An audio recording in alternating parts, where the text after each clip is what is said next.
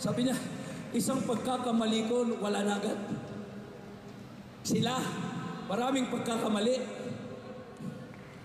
may kaligtasan. Come on. Nung nagkamali si Lucifer, kick out. Nung nagkamali ang tao, bumaba ang Diyos sa langit. Naging tao ang Diyos. Nabayubay sa krus. Namatay para sa'yo at para sa atin. Ganyan ka kalamang sa kaaway. Hindi ka sinadya ng Panginoon. Siya mismo nag-alay ng buhay para sa'yo. Come on, you need to rejoice. You need to clap. You need to run. You need to jump. Nung nagkakasala ka, hindi ka kinik out ng Diyos. Nung nagkakasala ka, namatay siya para sa'yo.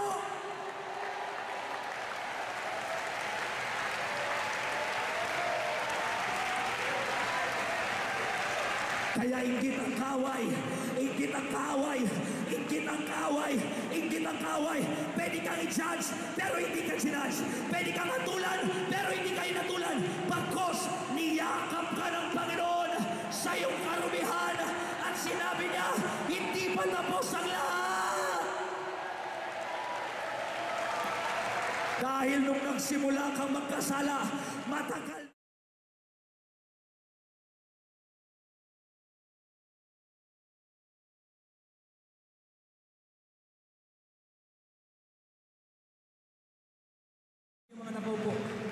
But you have to understand, if there's no other message left to preach but the gospel, the church must still have revival.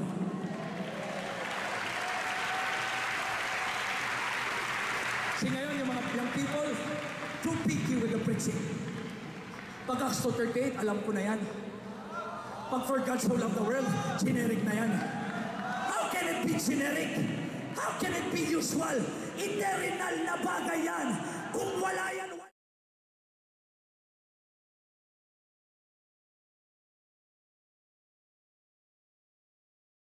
guys, you now have a chance to receive the love of the Lord. Because God loves you. God cares for you. God died for you. Pastor Marlon, hindi pa ako nagtatapos. Halos na sa introduction pa lang ako. But I challenge you today. Sa blessing, ang grabe nating humiyak. Pag Acts 2:38 ang pinag-uusapan para kayong matutulog. Di nyo ba alam, makuha yung lahat ng mundo at nawawalang yung kaluluwa, useless ang mga accomplishment nyo. If there is a shout, if there is a jump, if there is a run, if there's a wild in worship, let us do that because God saved our soul. He even said in His word, don't rejoice if this demon is subjected to you. Rejoice because your name is written in the book of life. Ano naman ngayon kung marunong ka mag-miracle kung hindi ka kilala ng Diyos? Ano naman ngayon kung talented ka kung hindi ka kilala ng Diyos? Ano naman ngayon kung maganda ka kung hindi ka kilala ng Diyos? Boys, I challenge you, run for a little bit. Girls, run for a little bit. Don't do it dahil meron kang pag-aaral. Don't do it.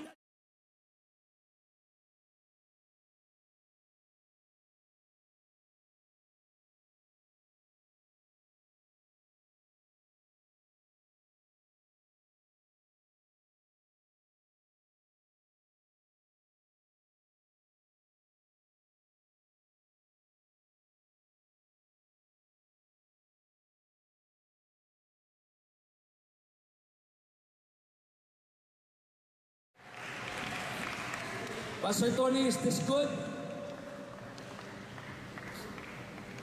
If our young people loves the foundation of our doctrine, kahit hindi na natin kailangan yung mga palamutig dito sa stage, mananatili yan. Alam niyo bakit ang mga churches Kailangan pa mga kapatid na mga palamuti. I'm thanking God for these blessings. But if these things is the one holding you or keeping you, these things are going away. What keeps me in the church is that I understood that God loves me. God died for me. God redeemed me when I was unworthy. Sa iyong kinauupuan, why don't you give Him a praise break? Why don't you give Him a praise shout? Why don't you give Him a best of your worship? Do it for the King who died. Do it for the darling of heaven who gave Himself.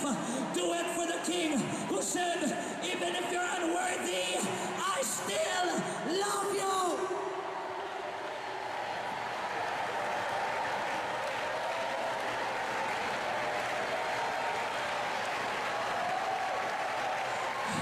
Nung hindi mo pa hinahanap ang Diyos, hinanap ka ng Panginoon. Nung hindi mo pa minamahal ang Diyos, minahal ka na ng Panginoon. Nung hindi mo na pinupuri ang Diyos, inaalagaan ka na ng ating Panginoon. The problem of our generation, we stop to be grateful. It's time for us to be baptized with a spirit of gratefulness. God, thank you for salvation.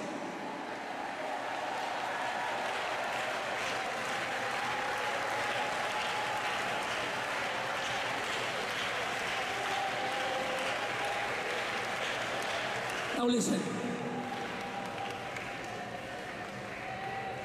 I want us to move deeper sa Word of God. Lahat ng baptize dito, taas kamay. Lahat na naka-speak in tongues, baptize in the Holy Ghost, taas ang kamay. Congratulations.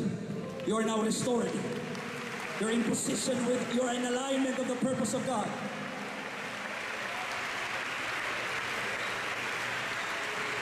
But a lot of times, you forget that you're a child of God. A lot of times, tumitiklop ka sa problema mo dahil nakakalimutan mo kung sino ka. A lot of times, nadidepress ka. I'm not mga kapatid, belittling depression. Hallelujah, yes, it is real, but that is not your identity. Don't identify yourself with depression. Don't identify yourself with anxiety. Don't identify yourself with your problem. That is not you. Alam mo ba kung sino ka? And let me pray you agree with this. You are a child of God.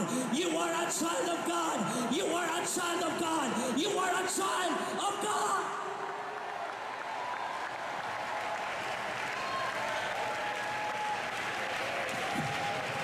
And in every believer, every child of God, lies a power that can make anything happen. Sabihin mo sa katabi mo, hindi ka pipitsugin. You're not weak. You are just forgetful. You're not weak. You just forgot. Walang magagawang kaaway sa kapangyarihan mo. Di yan makukuha niya.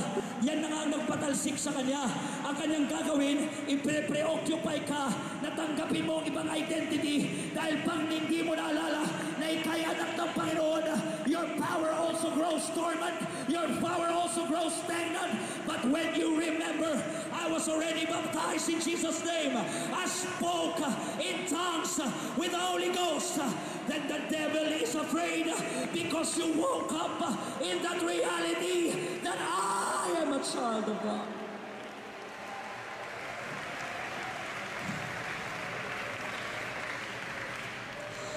Sabihin mo sa sarili mo, I have creating power. I possess liberating power. I have saving power. I have life-giving power. And I have unlimited source. Pastor Jeff, let's be real, time na natin ito. Marami ditong pumunta na gustong tatak ng kaaway sa'yo na depressed ka. Na gustong ipaalala ng kaaway sa'yo, sira ang buhay mo. Na gustong ipaalala ng kaaway sa'yo, makasalanan ka. Na gusto ng paalala ng kaaway sa'yo, na wala kang gagawa. Na intimidate ang youth committee. Amen, na imposible ang vision. But let me remind you right now, once you remember who you are, and then you agree to the Lord who you are, it it becomes different. It becomes different. It becomes different.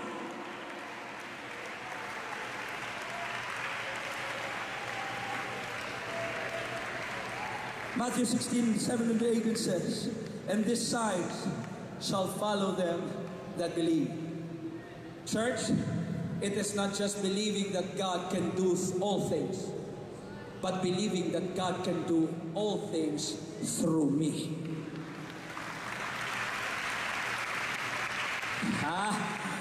Pwede kang nidayain ng kaaway na sabihin niyang, okay, kaya na lahat ng Panginoon, pero hindi kanya kayang gamitin. Pero hindi kanya kayang i-utilize. But right now, in the name of Jesus, no, hallelujah, signs and wonders shall follow them that believe.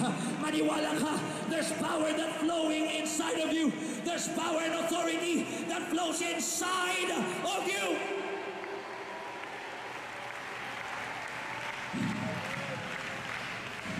In my name shall they cast out devils. Shall they, hindi sinabi ng Diyos, shall I. Ginamit ang authority ng kanyang pangalan, but I need someone to believe that I can work through them. Kaya marami mga tao hindi napapalaya, hindi naliligtas. Because I preached yesterday, you kept your mouth shut. You have not moved because you're convinced that I am different. I'm not a child of God. But once you agree, anak ako ng Panginoon, when I lay hands to the sick, they shall recover. Kung sino man ang may pangailangan, when I lay my hands on them, they will receive.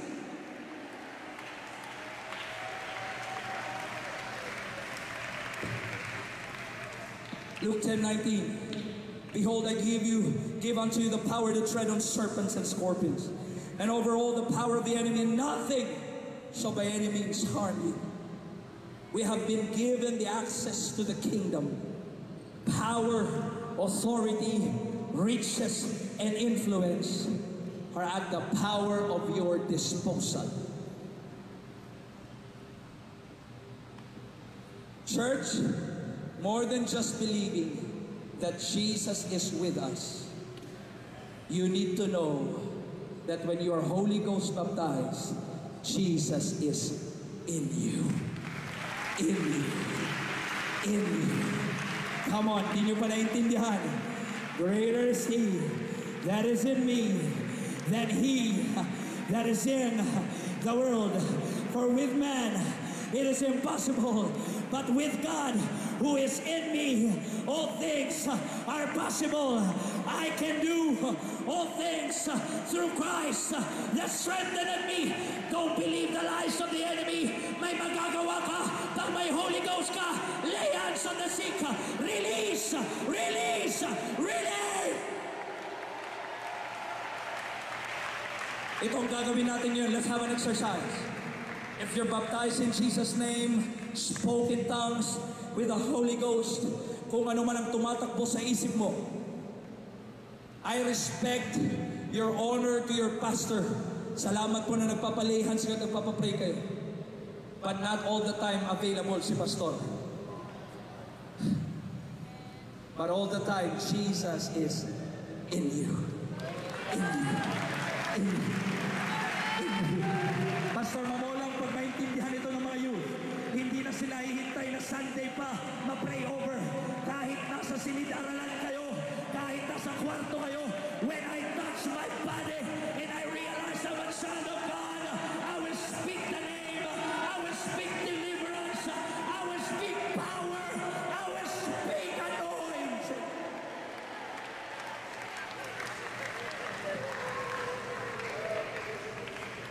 Watch. They shall lay hands on the sick, but in my name. Pag nabautismo ka na sa pangalan ng ating Panginoon in the water and of the Spirit, now you have the authority to use that name. Sino dito may problema na pumunta dito? Taas kamay. Maging honest, sino dito ang disturbed by anxiety, depression? Taas kamay. May problema sa pamilya? Taas kamay. Kung maghihintay pa kayo na ilay hands kayo ng ilang pastor, maybe mamimiss namin kayo lahat. But I challenge you right now. All you need to know is that I'm a child of God. I'm greater than anything. I'm stronger than anything. Why don't you lay your hand upon your head and say, I rebuke in the name of Jesus. Every stronghold will be broken. Every stronghold will be bound. And I release blessing over my life in the name of Jesus. Yes, that's it. Kayo dyan sa taas. Kayo dyan sa likod. You have an access power that's waiting for you to use.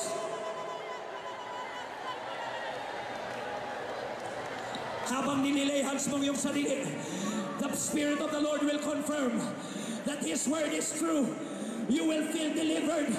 You will feel set free. If you agree with the Lord, you are not what the enemy says you are. You are what the word says you are. You are what God says you are. Bibigyan ko kayo ng 1 o 2 minuto. I will not challenge you. I will just entice you. I will just encourage you. Remember who you are. Remember who you are. Remember who you are. You have authority. You have power.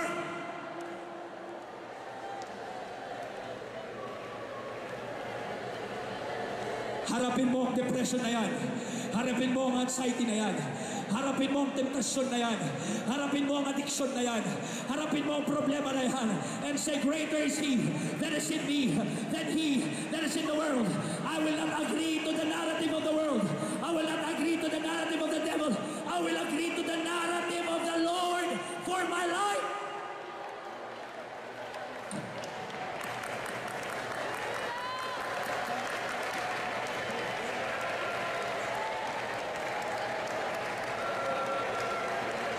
One more time, lay your hands on your head. Lift the other hand, mga kapatid, to the Lord. Walang magpipray na, Jesus, I love. That's not a prayer of authority. When you declare, Jesus, in the name of Jesus, I set myself free. I bless myself in your name. I will remind myself of who I am. I'm a child of God.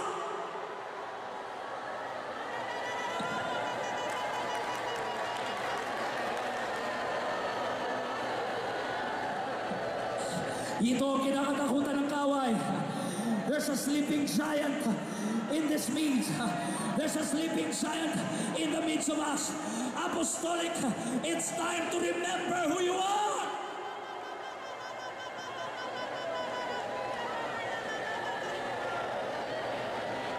Pangalanan mo ang problema.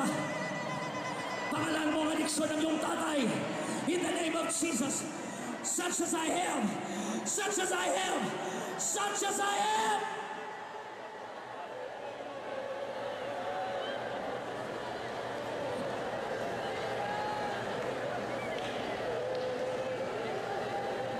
One more time.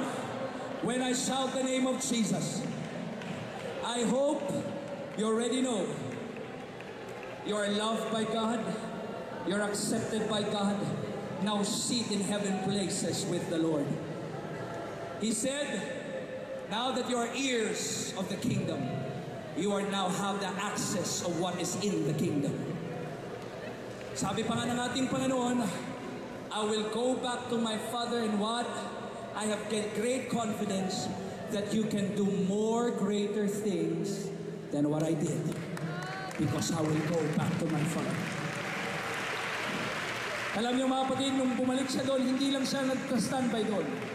In that upper room, he filled 120 with this Holy Ghost.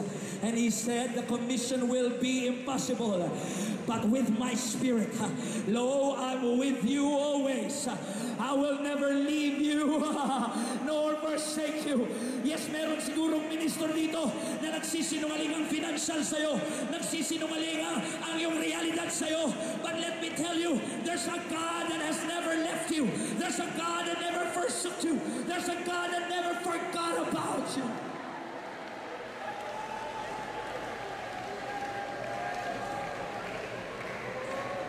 Listen, one more time. Huwag kang lumingon sa tabi mo. Huwag kang tumingin sa akin after the instruction. Greater is He that is in you than he that is in the world. But a dormant power is just as useless as an inaccessible and did not access power. If you believe you have been baptized in the name and received the Holy Ghost, when I shout the name of Jesus, you will bind things in your life and it will be bound in heaven. You will lose things in your life and also it will be loose, mga kapatid. Hallelujah. Are you ready? Let's not wait for an altar call. Kahit sa inuupuan mo, let there be authority. Let there be anointing. Let us believe that I can do things through Christ.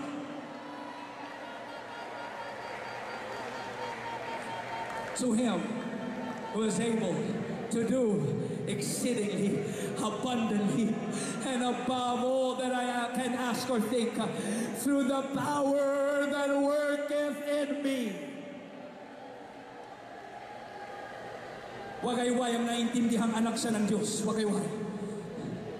Wagayway ang naiintindihan hindi ako biktima, kundi ako'y mananagumpay. Wagayway ang mga kamay na hindi ako nasa baba, nasa taas ako. Hindi ako buntot, ulo ako. Hindi ako mahina, malakas ako. Dahil ang Diyos nananahan sa buhay ko. Are you ready? Are you ready? Give Him your loudest shout, loudest praise. Pause for a while. When I shout the name of Jesus, all your strongholds will crumble and all the windows of heaven will be opened. Blessings will flow in your life. Anointing will flow in your life. Deliverance will flow in your life. Once you agree with the Lord, I am a child of God. Youth committee, can you line up here? Can you line up here? Let's raise our hands to help the youth. Taas ang kamay.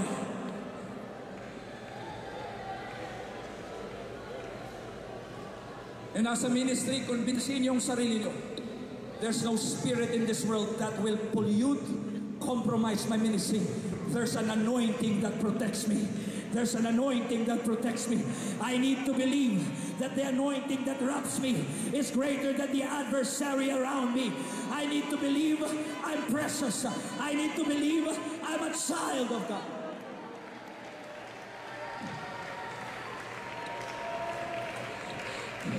Sabay-sabay kaming sisigaw at sabay-sabay kayong magpupurik.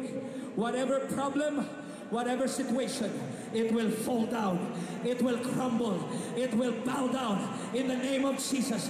He knows, the enemy knows, that when the people of God knows and understand they're a child of God, wala na siyang magagawa sa mga anak ng Diyos. Are you ready?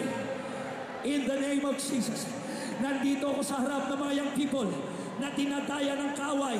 The world is selling them another identity of depression, of anxiety, of poverty, of temptation, of addiction. But in the name of Jesus, I woke them up to their real identity. Satan, you're under our feet. Satan, you will fall down. Addiction, you will fall down. When we shout the name of Jesus, 1, 2, 3, Jesus! Come on, feel it, feel it, feel it, feel it, feel it, feel it.